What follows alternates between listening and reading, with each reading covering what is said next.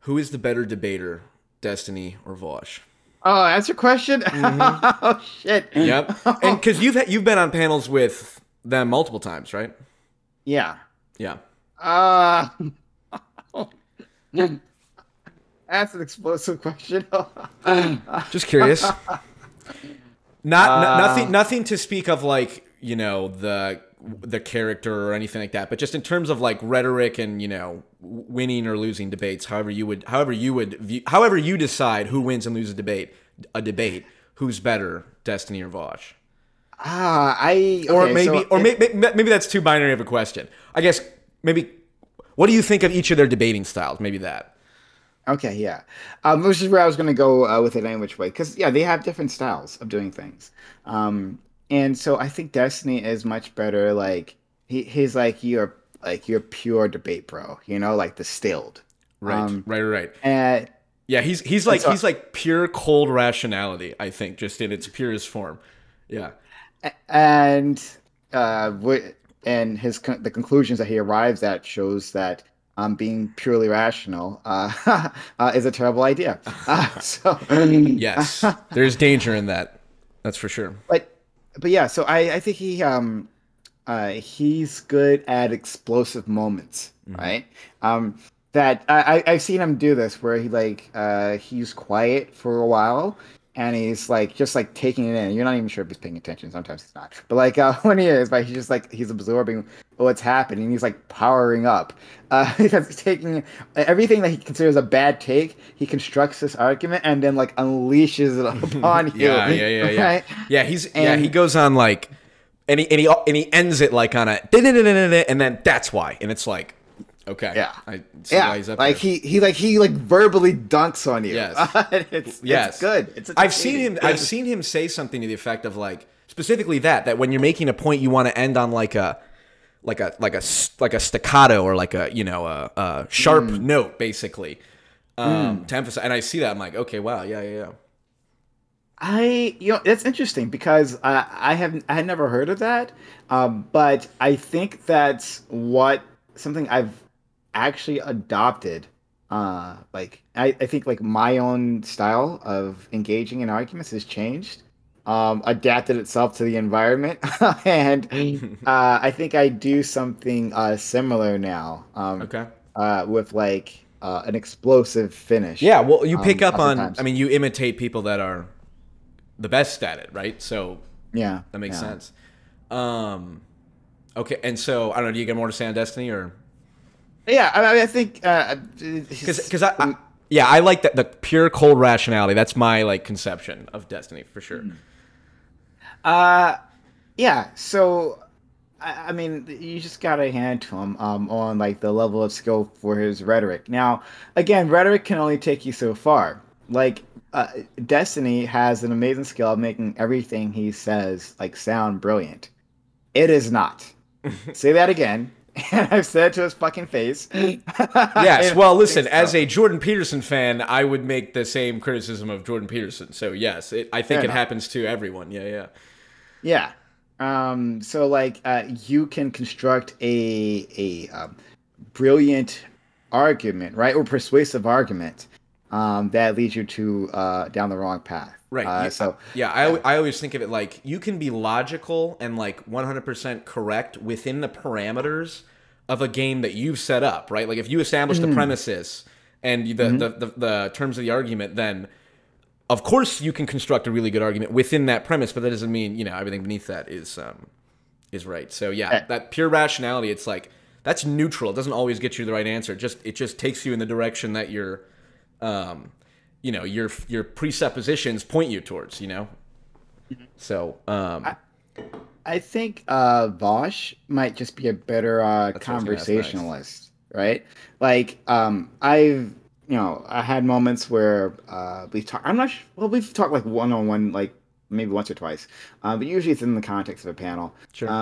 But like I, I can see him like where Destiny is more explosive. Like I think Bosch like builds up, right? Like that he there's a steady increase, right? Like the graphs will look different rather than like a steep incline. It'll be a gentle slope with Yeah, him. yeah, yeah. But as he is taking you, like he has an idea where he wants to take you, where take the argument, and he like like gently brings you all there. And I think his his style like definitely appeals to a different sort of crowd, right? Like less pure debate, bro. But I think he might have a wider appeal in that way, right? Yeah, yeah, yeah, yeah. Yeah, And because how he approaches people.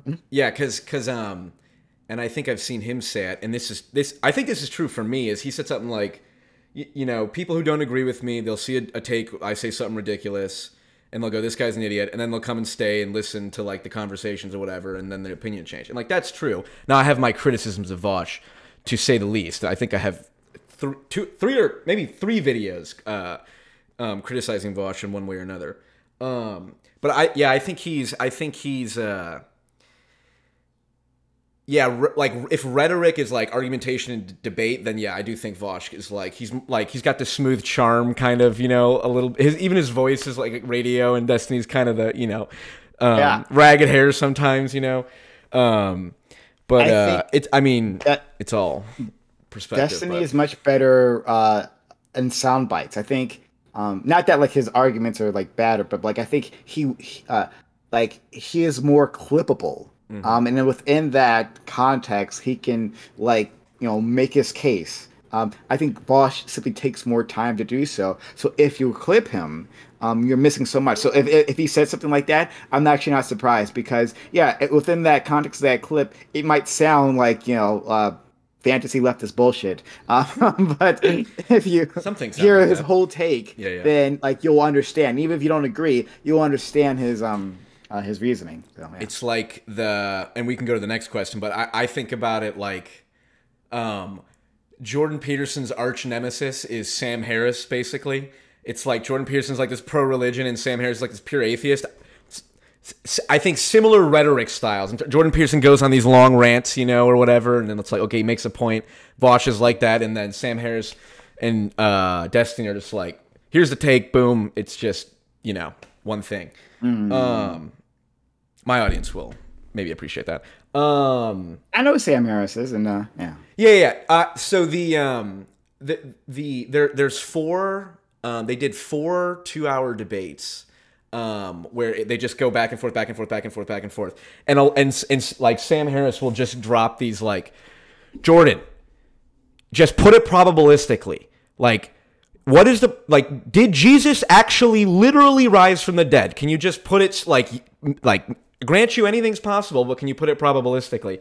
And Jordan's like, it would take me like 40 hours to answer that question. It's like, okay, that's where it gets into that like goofy shit. I don't know. Okay, how do you balance entertainment versus politics, or entertainment versus news? And maybe not how do you balance it? And then how do you think about it in the broader kind of online politics space, Twitch and YouTube? Like, do you worry, because just to elaborate a little bit, one of the worries or one of the dangers I see is what happens to like Steven Crowder or Bill Maher or Jon Stewart or John Oliver, where like there's an inherent set, kind of not just comedy, well, comedy in their regard. And there's obviously like a comedic, panels are fun and stuff, and people can drop dunks, and like a lot of debates are blood sports debates, I think people say.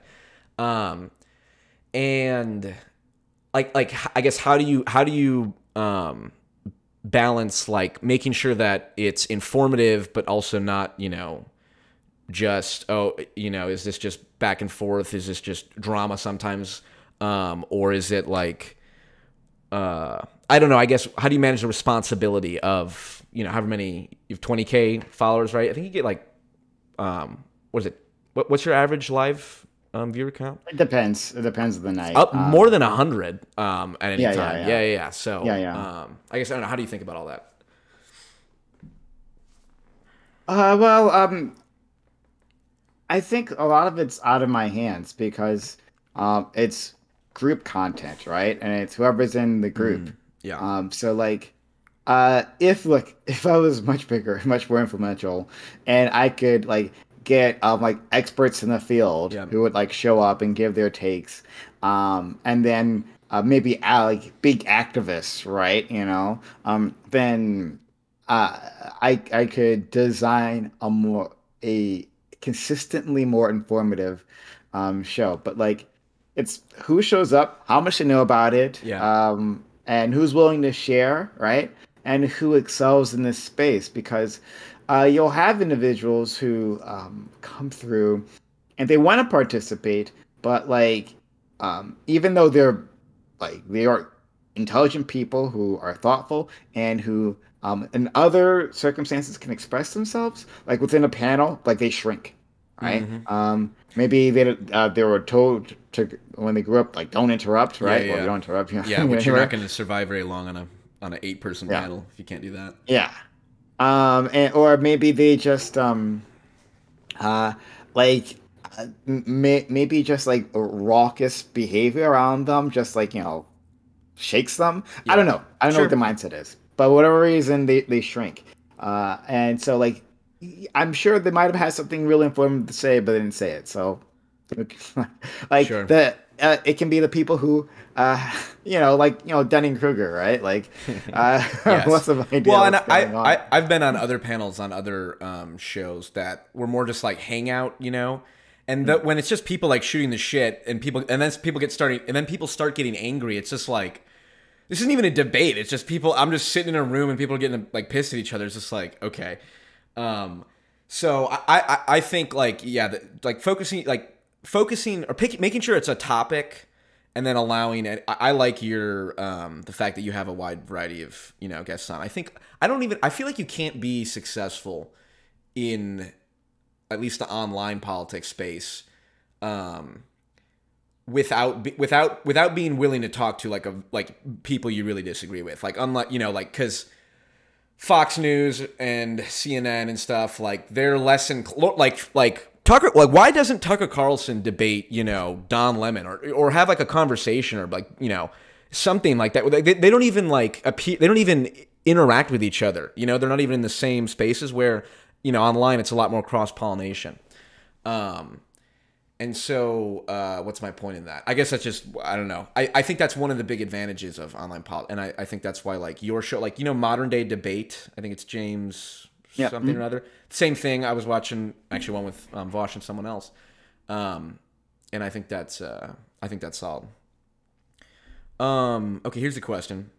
What advice would you give someone starting a YouTube channel for politics? Same, oh, similar to like a Twitch channel for politics as well. Um, Yeah, yeah. it's Getting it's involved in the online consist space, online yeah, it's politics space. consistency. Consistent. Like if you're gonna be a digital creator, it's absolutely all about consistency, right? Like set a schedule, stick to that schedule. Um, it's so easy. I mean, obviously things come up in life, right? And like there are unavoidable things.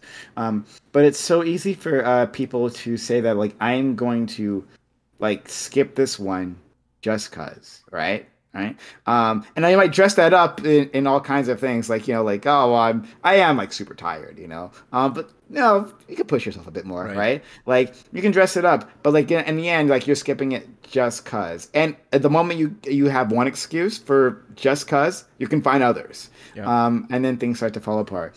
For streaming in particular, right? Like you want this to be you want it to be like old school TV, right? Like before you had like a DVR. That like you want to watch the show, you got to be there, right? Like you want like people to like design their schedules around you, Yes, right. It's a right? show. That's how I've learned. I was not really. I mostly watched, and I still do mostly just watch individual YouTube videos, not Mhm. live streams. But Yeah. I've realized like, oh, I didn't even like think of like it's just like television. It's like Sunday night, this show comes out. It's like, oh, Sunday night, so and so streaming, and I'll just play video games while I'm listening to them or something like that. Like, okay, that's actually like that makes a lot of sense. I didn't realize that. Yeah. Um, but yeah. Yeah. Or go ahead. So, yeah, yeah. You want people to like be able to rely on you. Whether they show up or not, they know that you're there. And like have a not all your streams or videos are going to be bangers. It's just the way it is, right? Yes. All going to be Yes. like A plus content. But like that, they'll have a certain level of quality. They get to know you, right? And you're part of their lives. So do that. And whatever that schedule is, whether it's once a week, twice a week, maybe once a month if that's how you do things, right? But like stick to it. Make sure that you're there, and that's how you'll build an audience. Definitely. Definitely. Okay, actually, it's funny. I had a one of the questions I wrote, and you just answered it was, do you have like a rigid routine you stick to, in terms of like, I know you've got, I know your show schedule, but how, like, do you have like any routines in terms of pre-production and stuff? Like, you spend this many hours a day reaching out to people or researching topics or something like that? Um, it really depends. Like, there's some things that like I know, like there are topics that like we've done it so many times, right? Like I don't need to like research this thing. Like, I Sure. got it. Other times, yeah, I gotta look into things more. That kind of depends. Um, yeah, I guess I have less of a set schedule for pre-production, especially on Twitch. It's less of that. You just It's turn it more, on, right? You kind of just yeah. start it, right? I mean, like I do have to like actually reach out to people, actually set things up, Yeah, right? yeah. Like at some point that has to get done. And I do have like an editor for YouTube and stuff like that, so I communicate with them. Um, but yeah, I think it's just um, you know s- having that motivation. I've been doing this for 2+ years. I've never missed a stream, like not once. Wow. Um, and like I I guess um I and other people shouldn't take this as advice, right? Because other people, everyone has their own mental health state, right? Only things going on in their lives, and your number one focus should be taking care of that.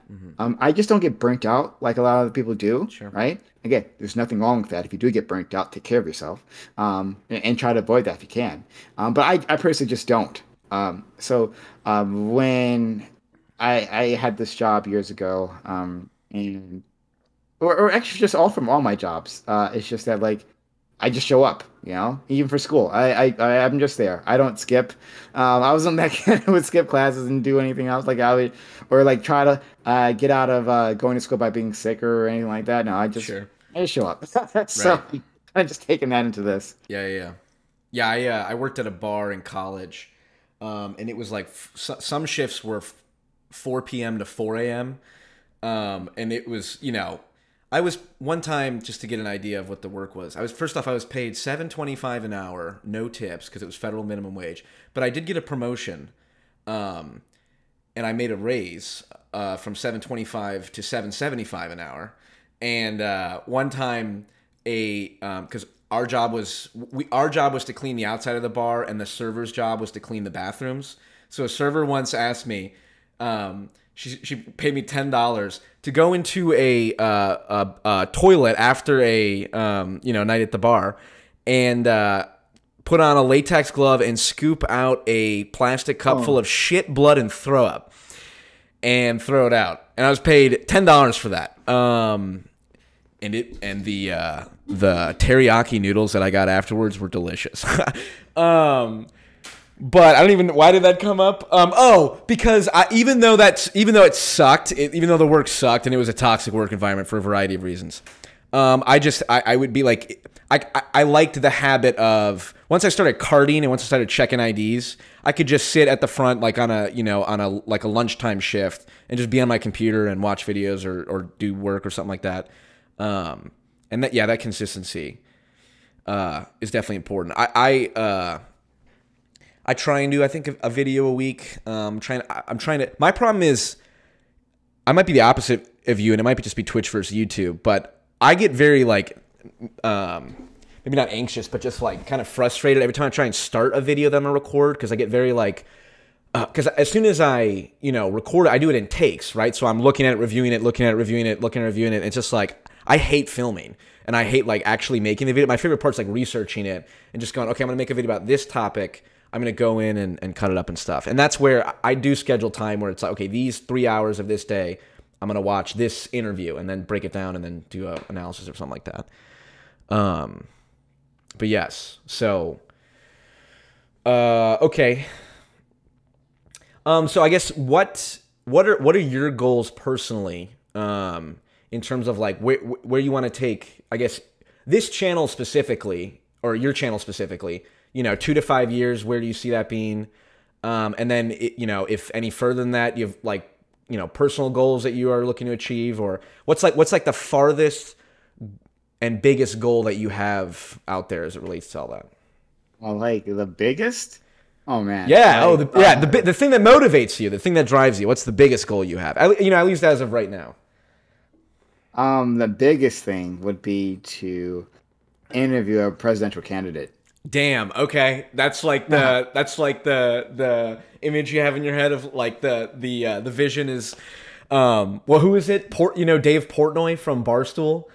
He Hmm. he Barstool Sports. Yeah. Yeah. Dave Portnoy is the president. He interviewed Trump, and I just remember thinking like, damn, that would be pretty cool, dude. Yeah. Okay, so that's cool. So do you envision like, your channel becoming like a brand, or I guess what is the pathway to that vision, as best as you understand it? Yeah, right. It seems like, well, you got to be a lot bigger than I am. You Well, gotta be a lot sure. bigger than I am. Yes. And you have to Bigger than you reach are out now, and- you mean? Yeah, as Right, I right, right. am now. Right. Um, and you have to reach out and work your way up, right? I think I'm not sure. I'm not sure unless like you have like a career in politics, which I don't. In which you've already made connections and you can reach out to someone and make like a miracle like interview happen. Other than that, I think Yeah, you just yeah. kind of have to build up, start small with people, and then like branch your way up. Say like, and reach out and say, hey, this is a past interview I did with some people you might be aware of, right? So I'm not gonna bite. I'm not in the terrible way, Yep. but and then Yes. just like work your way up the ladder. Like and it kind of feels a little, it kind of feels a little icky to me. It's like that like social climbing type of thing, but Well, but that's networking. Social climbing and networking, it's like social climbing is definitely a thing, but like having connections and developing a network, that's like what you would learn in like a business school. So like networking is the most important thing, and I've worked at companies where it was all about networking or whatever. And it's not necessarily it's not like just a rephrase, because it's like, having, I mean, in some sense, I think it's obvious, like, what are the advantages of having a strong network? It's like, hey, if you just met someone once, and they happen to know someone, boom, you can just, hey, we met, we had a good conversation, boom, can you get me in contact with whatever. It's like, that's, having an expansive network is definitely important. So do you want to get involved in like, would you ever get involved in legacy media, or,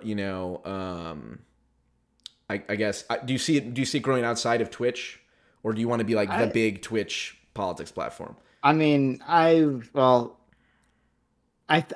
think there's, with the way Twitch is, I think there's only so far you can grow, like just on Twitch. I think Sure. YouTube has a higher ceiling, Well, because it just. I was gonna say Hassan's pretty big, right? Isn't he the biggest one on Twitch?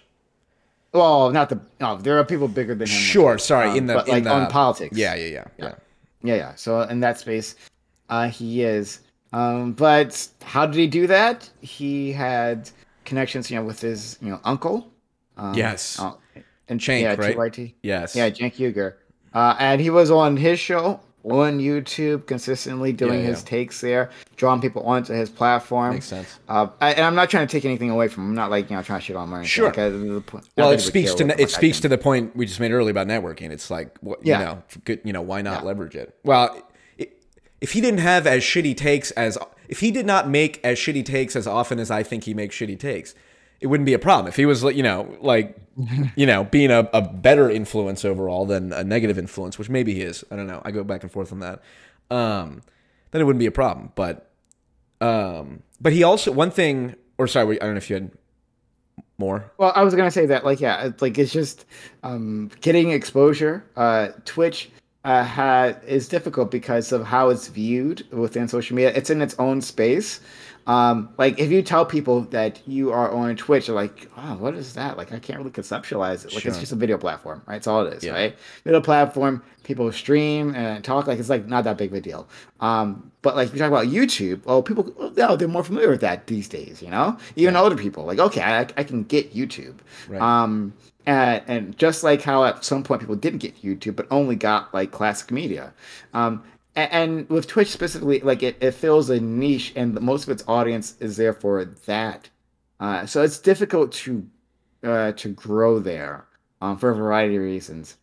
So I think YouTube is a bigger ceiling. And then, I mean, yeah, if I could, expand outside of there, I would do that as well, Dope. Yeah. Well, it's so who's okay. So President's the Dream kind of interview.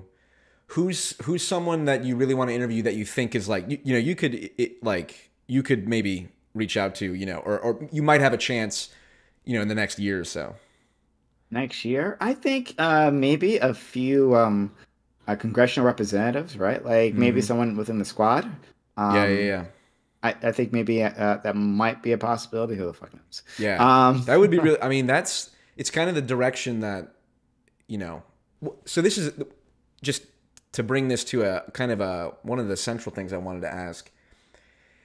Do you like how much do you think on not just your channel, but how much do you think on the online politics space influences real politics? Because from my perception, you know, like I think online politics where it's much more chaotic and a lot more cross pollination. I think that is like the debates that people like Vosh and Destiny and big online people have, like they're honing the arguments that then or at least the rhetoric and at least the language that moves into the broader political space a few years later. Like the example I use is like was it Julian Castro who said there was a like a famous moment on the Democratic debate where Julian Castro said something about let's not forget trans women who are getting who would be suffering from lack of, or was it, yeah, trans women suffering from lack of abortion. He like made a statement. I've seen it circulated a lot. okay. And my idea is like, well, that would not have happened had there not been discussions about trans issues, going on the online space, right? And Mm. so like when I see like Destiny, or Vosh giving different perspectives on like trans issues or whatever, it's like this is, to me, this is the think tank of all politicians 10 years down the line or something like that. I have a minor in gender studies, and I kind of conceptualize like gender studies and stuff is kind of the think tank for a lot of the progressive ideology, the same way that like the Cato Institute or something would be like the think tank for like libertarian ideology. And I think the online space is where all that meets and gets honed. So it's kind of like, and then that's, the arguments that don't make sense get thrown out. And then the best arguments, which people like Vosh and Destiny in principle are using, then become kind of the mainstream talking point. So like, how much do you think the online politics space influences real politics? I think it depends if you have a more expansive view of the online space, right? So we move Sure, away from yeah, Twitch that's a and vague YouTube. term for sure.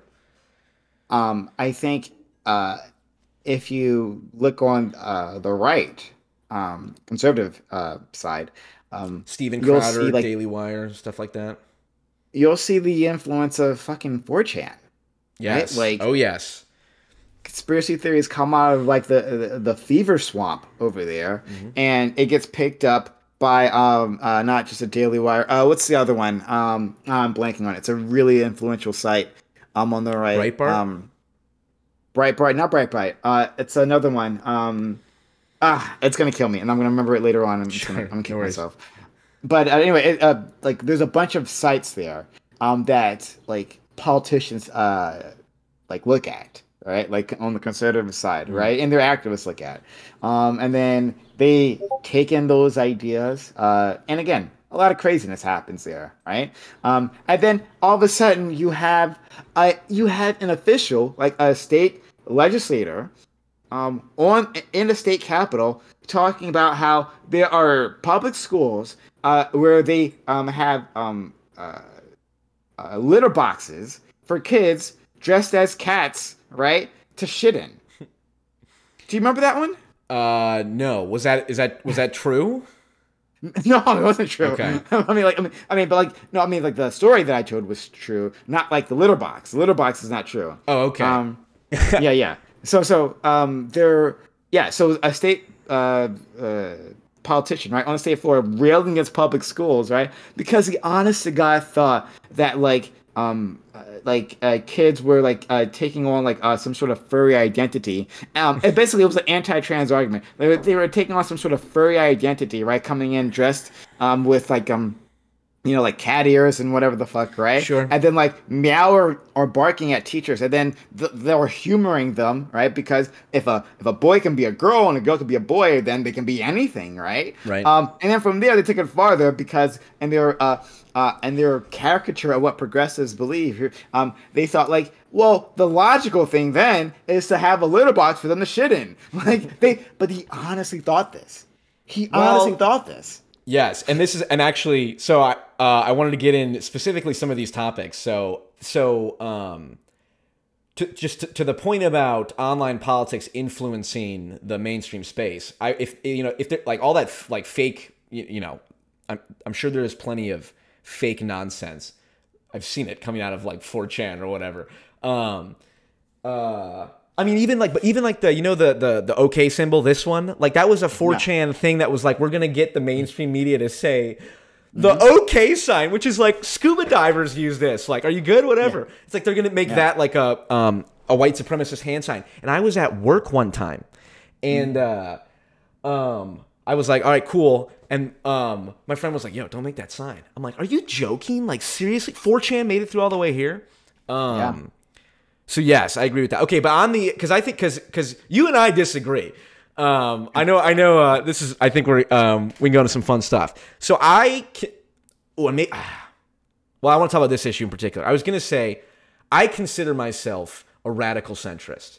Okay, because I like oxymorons and upsetting people and annoying people and doing all that shit. I need to figure out a better. More annoying than a centrist. I know exactly.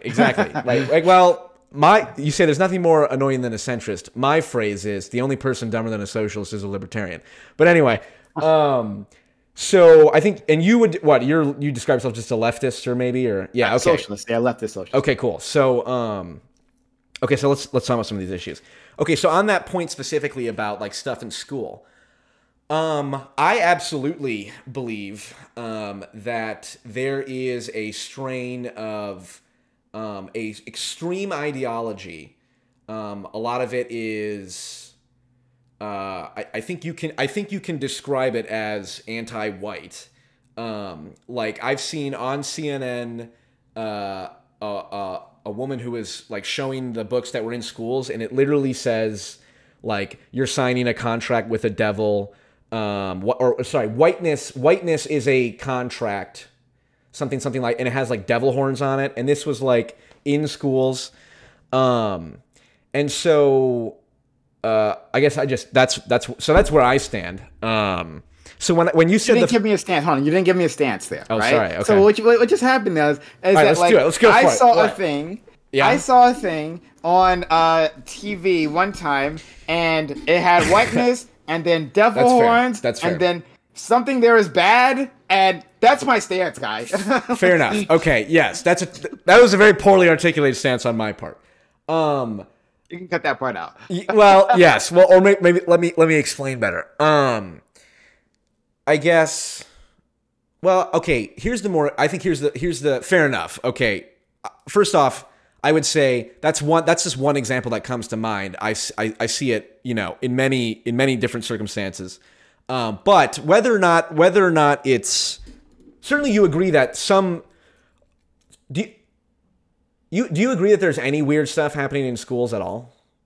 Like by your own like weird, particularly like left. Do you think there's any merit to parents like objections to critical race theory or like gender ideology being taught like at early ages or something like that?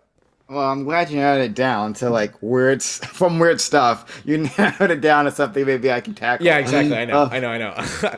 All right. Yeah. So I can imagine that like in a person's rush to be like anti-racist, they can say some incredibly dumb and insensitive things. We agree on that. 100%. Yes. Yeah. You can and put yourself in ridiculous situations, right? So like there was that infamous point where during like the big BLM protest a few years ago, where like white people like got in their hands to like wash the feet of black people, right? Yeah. Do you remember this? Yes, I give that as example of like this is that's what that is.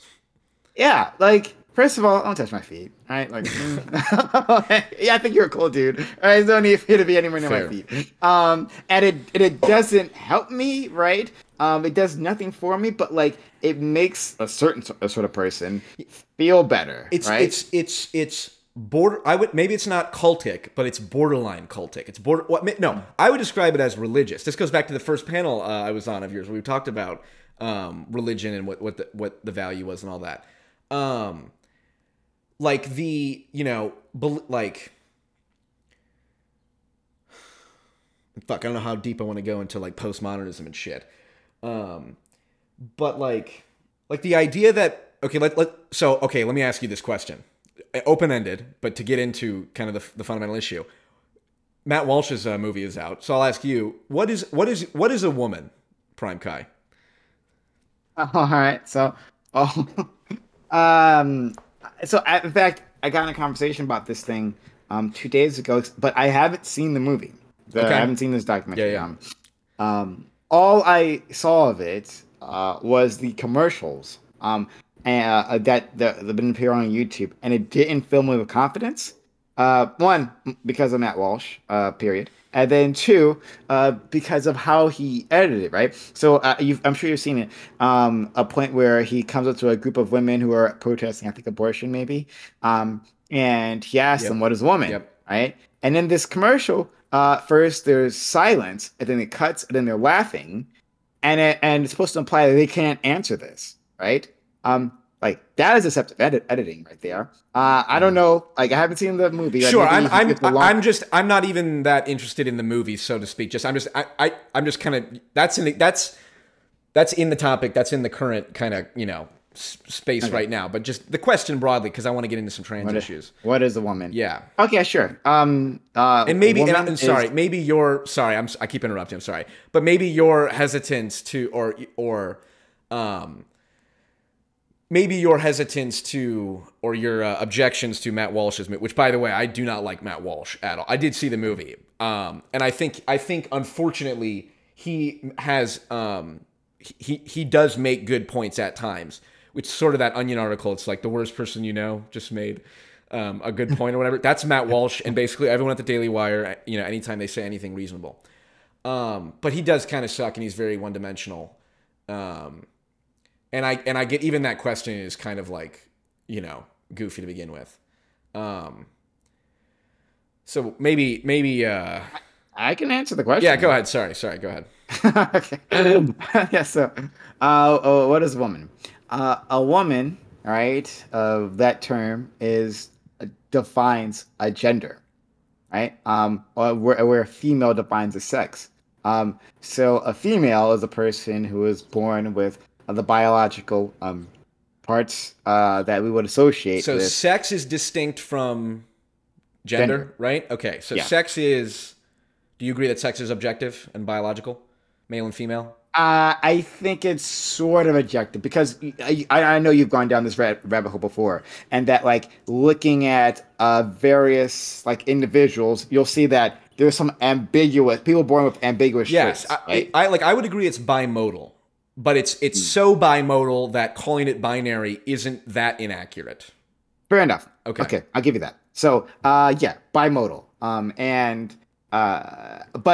So it works as a general category. So yes, you can through various sexual characteristics, we can put people in one or the other. Yeah.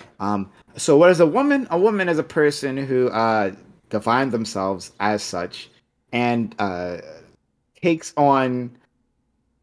And this is the part that I'm not sure I should sign on to, but I think for the simplest takes on some of those gender characteristics, right? And the way that people generally express femininity. Okay. That's broad. I'll leave that there as broad because, females, women, they do all kinds of things, right? Yes. I don't want to narrow them, right? Yes, right. So they can express themselves in all kinds of ways. And so a trans woman can also express themselves in all kinds of ways. So they don't have to like be wearing makeup and heels to. Yeah. I think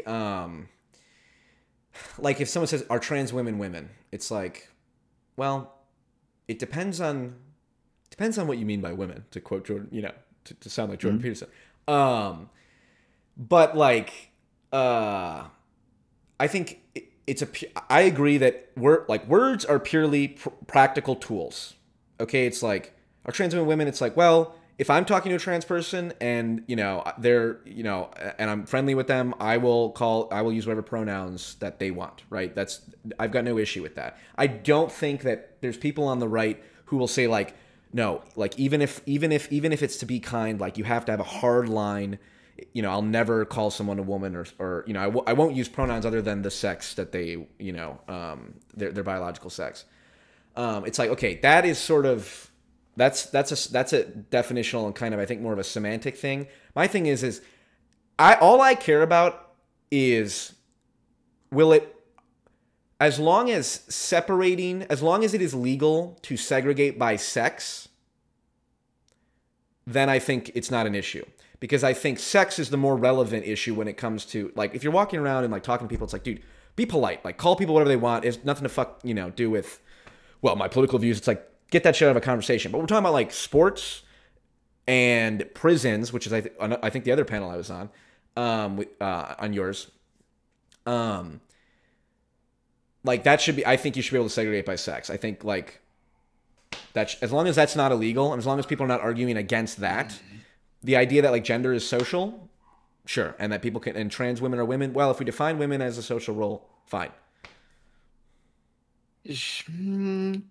I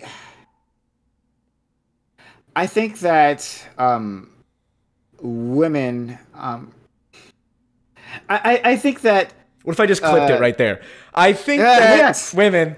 Come watch the video. Here's the thing I was gonna say before, right? Because like that for that Matt Walsh thing, I'm sensitive to that type of editing because it happened to me. Yes, yeah. Because and you're big, so that's not something that's happened to me. So I can understand why that's no. This is before Twitch, way before your Twitch, okay. Right? I was part of a protest, and news cameras like came through, right? Looking through the interview, they snatched me up, and like they asked me, okay, what's this protest about, right?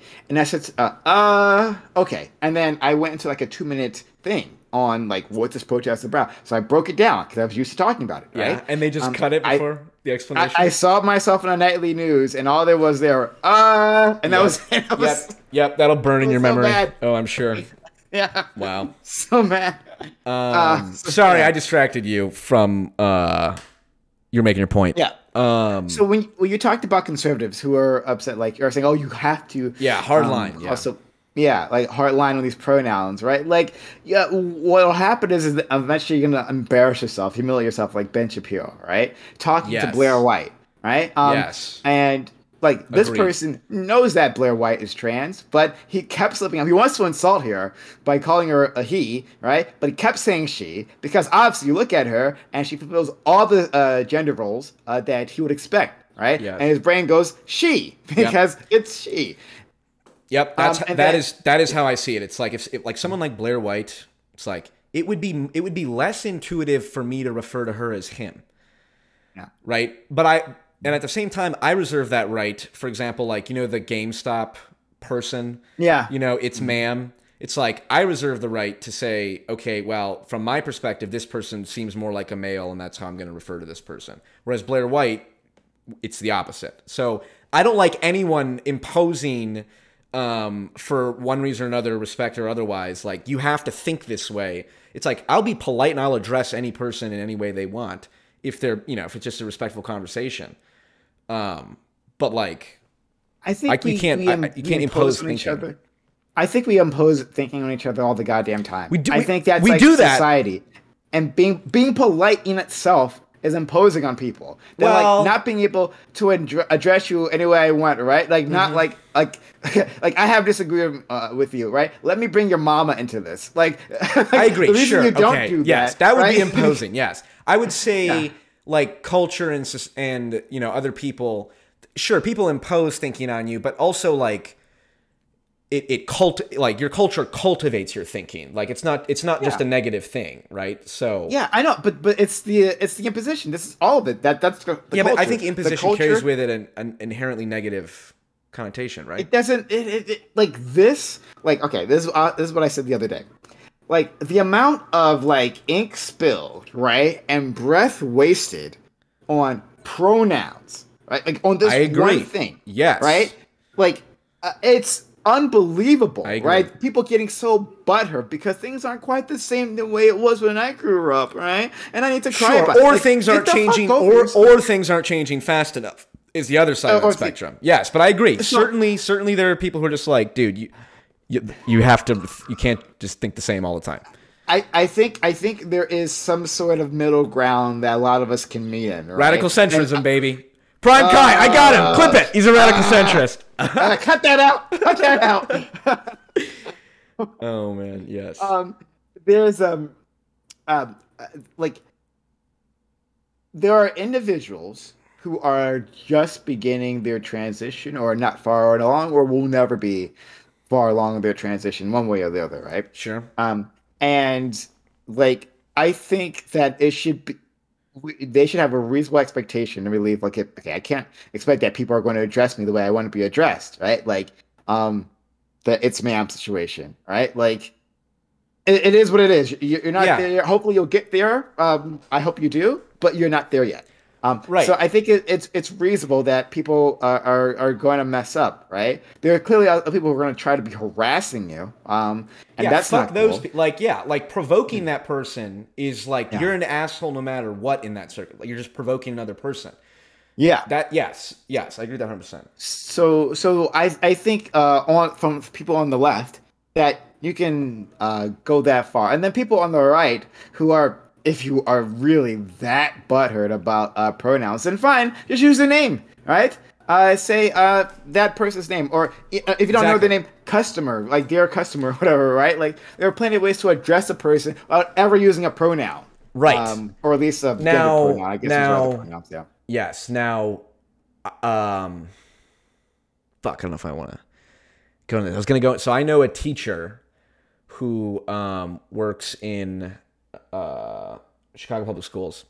And I think out of like 15 of her students, I think this is middle school, like 5th or 6th grade. And I don't know if it's a gym class or not. I think she's a gym teacher. But out of 15 of them, 10 of them identify as LGBTQ, which is like, okay, that's one thing. But 2 of them go by its pronouns, or like maybe it was some like xenogender type stuff. I don't know if it was bugs, but I think it was its. And I don't have any surveys on how many people, what people pronouns identify with. I can only see what I'm, see online, and I do think a lot of it remains online. But like the neopronoun stuff, it's like, to me, this is where we've crossed into a line where it was like, hold on a second. There's a difference between progress and change. And I would say progress is getting to a point where anyone who has like gender dysphoria, or anyone who's, trans, wants to put their pronouns in their, Twitter handle or their email signature or something like that. Like, we should be at a point in society where if someone sees that, they go, okay, this person's trans, or this person uses different pronouns. Cool. We're at that point. But the moment you like start requiring it, or the moment that you start saying, no, it's and zimzer and bugs and stuff, these are also equally as valid. It's like, now you've gone from, being trans, which is a real thing and is like backed up in psychology, and there's a long like diagnostic history and all of that. They're real people, and it's, gender dysphoria, versus people identifying as, going back to the litter box thing, like a furry, which is why I was like, it could be true. I don't know. But like, it's ridiculous. No, but I know people who go by it. I've seen them and I've watched interviews with them, and they're not, they don't not exist, huh? Do they shit in little boxes? No, well, not as far as I know. As far as I know, they don't.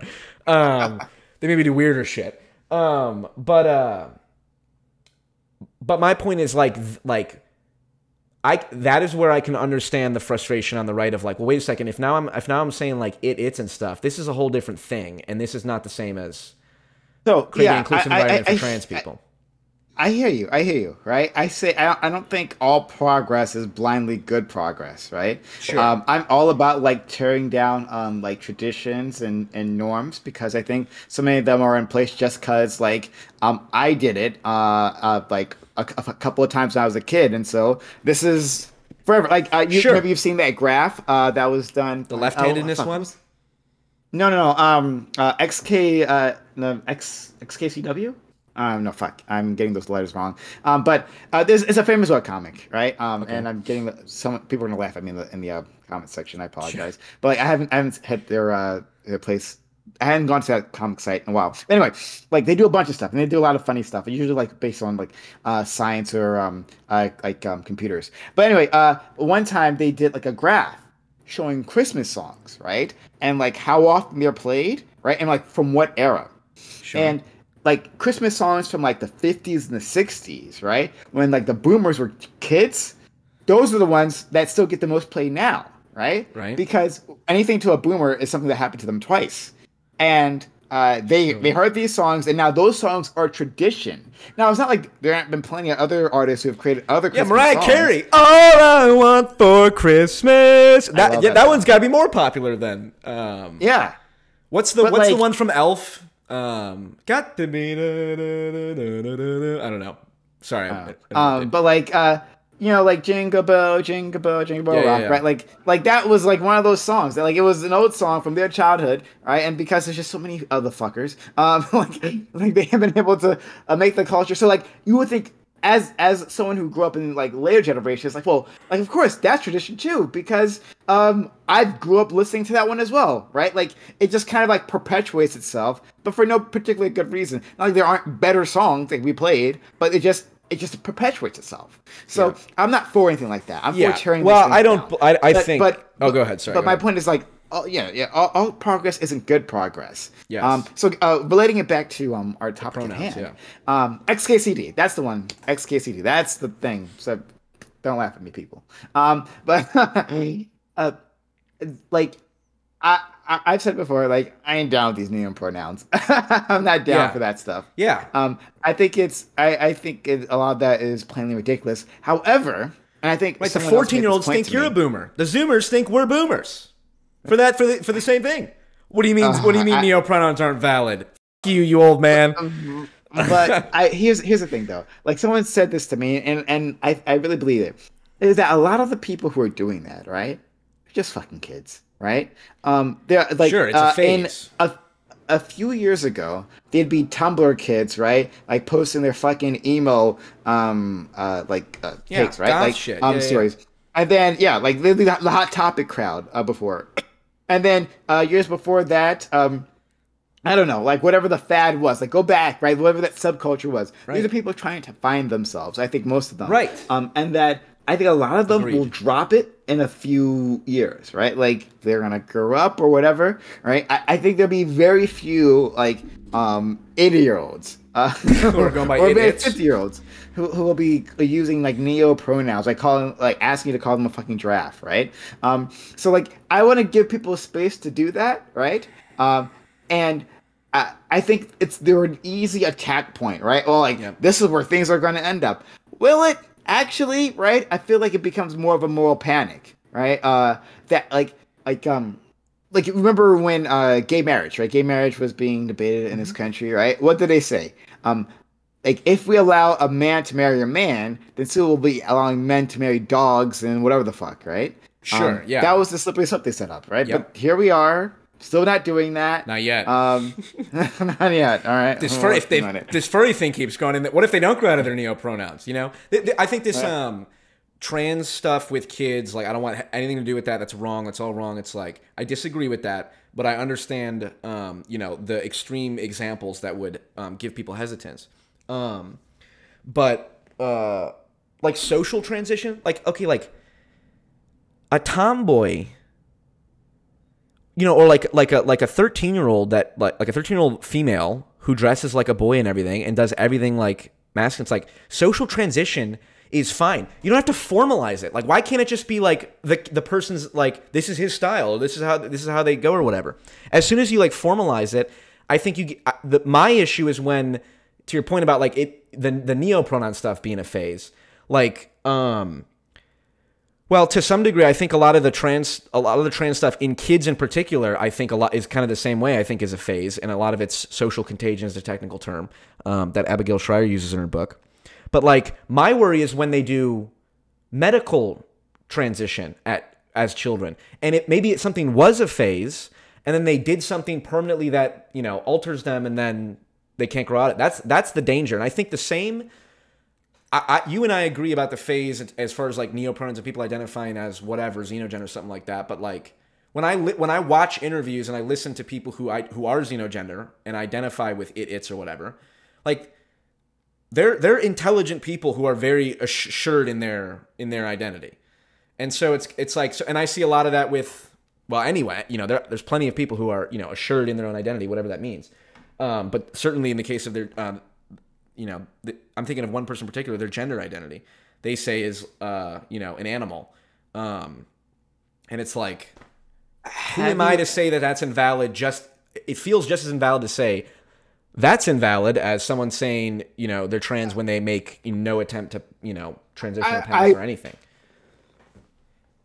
I guess I'm not so concerned on the valid aspect. So there's this channel on YouTube. You should definitely check it out. It's called Truly, right? And Truli, and they like interview people from all walks of life, and I do mean all, right? And they have interviewed people who have like transitioned like beyond gender, and like to race now, animals, right? Like yeah. Yeah, there's one person in terms of sort of like butterfly creature, like, and they've done extreme like surgical transitions, and like they're like fully tattooed everywhere. Like this person like went to. I was gonna say in my gender studies courses, we studied exactly this. We specifically focused on it was trans ableism, which is a documentary about someone who like feels they want to amputate their arm and they do, and like the documentary is like, look, these people they're happy, they 20 years later after the amputation. And it's like, this complicates, everything, because people, what about amputations versus genders? Like, those aren't even related. It's like, well, if you have an empathetic, compassionate look at and just listen to people, you'll see, there's a lot of similarity, not just here, but, in everything. Yeah.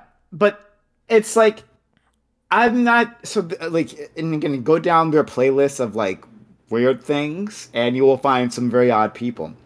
But like, yes. I'm not concerned about this person. I don't lose any sleep about them, all right? Like, when I picture in my head, I get the heebie-jeebies. But, like, but I don't lose any sleep with this person. This is someone who identifies as going... You mean, you're referring to someone beyond gender, you're saying?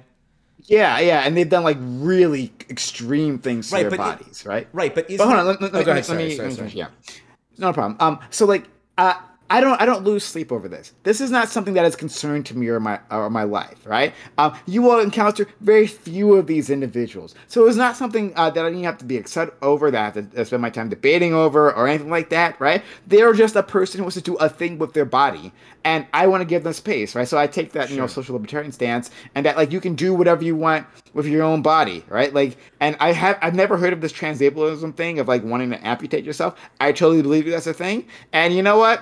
Like, from my a take off the top of my head, that's fine. Maybe if I thought hard about it, maybe I might be against it. I don't know. But like my first look at that, that's fine. You want to do that yourself? I would like counsel you against it.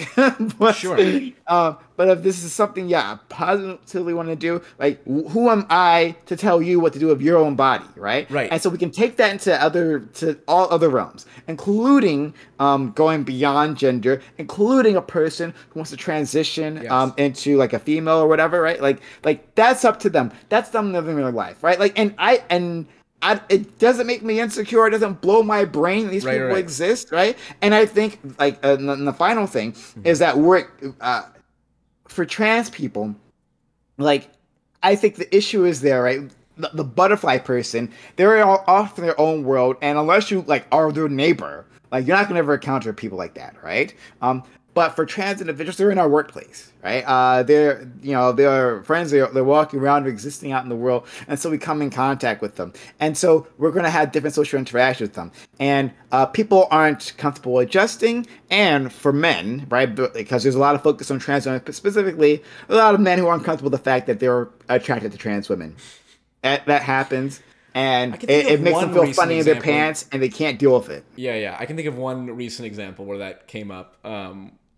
We won't name names. I don't know if... Anyway, we won't name names. Okay, so what I was going to say is, first off, you said you got like a social libertarian stance. I think that is the stance that actually even like people who are generally pretty conservative have. It's like, look, if you're an adult, I don't give a fuck what you want to do, right? They might be against like, I don't want my tax money to pay for it, which is like, okay, we do get in the line of like, for example, one of the reasons that trans activists fight to keep gender dysphoria as a mental illness, like considered a mental illness, is because in order for medical insurance to pay for reassignment surgery, it needs to be listed that way, right? Yep. So okay, that like there's some validity there. It's more complicated than just saying blah blah blah whatever. So I get the social libertarian part. However, the far left, and far left is too vague of a term. Postmodern neo-Marx is too specific of a term. I need to figure out a better term to say that the small minority on the left that has a particular viewpoint that I disagree with. Gender extremist. Yes, sure. The minor extremists. They would say that you saying like neopronouns, I don't give a shit. You're adhering to the discriminatory status quo. The same way that someone says, I don't call people pronouns because I don't give a shit. I'm not going to call someone pronouns. It's like, but like, they're only doing that because they're serving like a gender binary, basically, or they're in a culture that so you have an obligation to fight on behalf of marginalized people to say actually no, neopronouns are valid. What do you respond to that charge? I don't, because it's a fucking Twitter argument. I'd say f them. That's what I say. No, that's dumb as shit. F you. But that's what they would say. That's what they would say. That it's the same. It's the same language being inappropriately applied in the wrong circumstance. That's what I think it is. So we are having a social conversation, right? We're having a discussion. We're trying to figure out where the Overton window will sit where it comes to gender ideology. Right. And I think particularly on this point, that people are so used to it sitting at one spot for a very long time that the fact that even this is moving scares them. But in any case, we're having that conversation. There are going to be people outside of that Overton window, right? Like, no matter how far left or right you go. On the far right and the far left, there will always be people that even like people who are pretty far left. Like you describe yourself as a leftist. You agree that there are people that are too far left. Yeah. I wouldn't say too far left. I would say that their ideas are bad. That's fair. Fair enough. No, they have. Yeah. I think that. I think that we are going to reach a consensus, and it's going to take us a while, right? Maybe not even consensus. I think we'll have like maybe two different consensuses. Because we have here in the States, in which way, like we are very split across partisan lines, right? Even where we live. So I think in some areas we're going to reach a consensus, and it's going to be farther left than it is right this second. And then other areas, they're going to reach a consensus, and that will also be farther left than what it is now. Can I just say something to that? Because maybe, but going back to the point about like you and I disagree, and a lot of people in the online politics space disagree. But there's so much cross-pollination that I think that consensus can actually be... Like, I do think Destiny is kind of like one of the most like ultimate center, that pure rationality, just like da-da-da the center. I consider Destiny a centrist, oddly enough, at least, in juxtaposition to like... He's a fucking liberal, yeah. Yeah, exactly. Like Vosh or whatever, and people, tankies and all that shit, and then the right and all the, 4chan dweebs. But I think that consensus might actually like that's why I think there's value in the online politics space, because I think this is an opportunity where people can get to a comic, like you and I agree on neopronouns. Like, okay, that, that's a consensus right there. So now, like, and maybe someone on the right, maybe someone on the left, a bunch of people can agree. Well, then it's like, well, that idea becomes the norm in their own circles, and it just kind of spreads. It's like, I do think there's a lot more acceptance of like gay people before gay marriage, right? Even from conservatives. Most conservatives are cool, well, I don't know. I mean, in my experience, I know a lot of right-wing people, and they're like, I don't care. It's like, whatever. And it's like, but obviously the threat of polarization is there. I mean, don't get me wrong. But that just relating it back to kind of the value of the politics space. I think that's why it's important to do that. It's the ultimate centrist platform.